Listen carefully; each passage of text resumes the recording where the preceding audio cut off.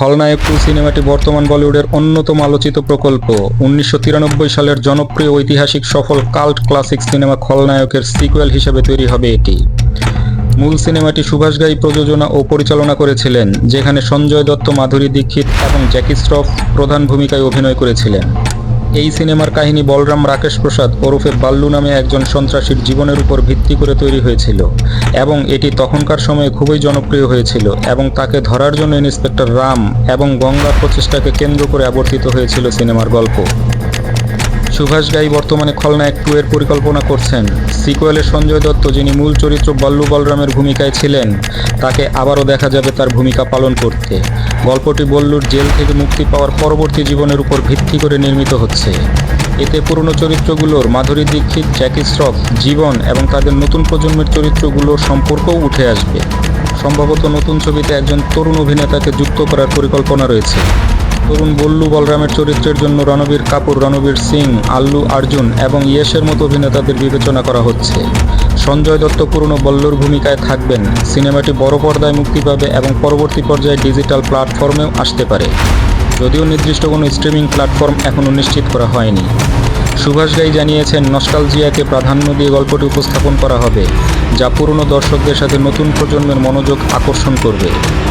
গদর 2 এর সাফল্যের পর খলনায়ক 2 নির্মাণে আরও আত্মবিশ্বাসী হয়ে উঠেছেন নির্মাতা।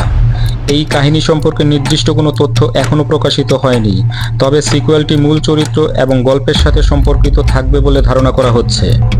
মুভিটির মুক্তির তারিখ বা অন্যান্য অভিনেতা অভিনেত্রীর নাম সম্পর্কে এখনও বিস্তারিত তথ্য পাওয়া যায়নি, তবে এটি প্রাথমিক পর্যায়ে পরিকল্পনার অধীনে রয়েছে। প্রাথমিক তথ্যগুলো এরকম: 1. পরিচালক ও প্রযোজক সুভাষ ঘাই এখনও এই ছবির নির্মাতা হিসাবে থাকবেন এবং তিনি ইতিমধ্যে সিকুয়েলটি নিয়ে চিন্তাভাবনা শুরু করেছেন। 2. প্রধান অভিনেতা সঞ্জয় দত্ত তার পুরনো চরিত্র বাল্লু হিসাবে ফিরে আসতে পারেন।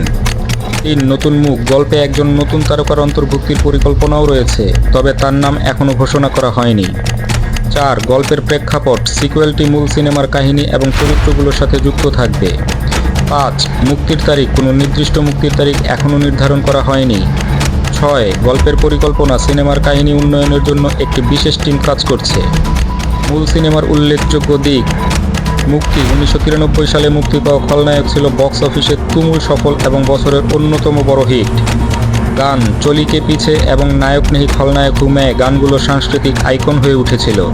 পুরস্কার: ছবিটি ফিল্মফেয়ার অ্যাওয়ার্ডে একাধিক মনোনয়ন পেয়েছিল এবং কয়েকটি বিভাগে জয়ী হয়েছিল।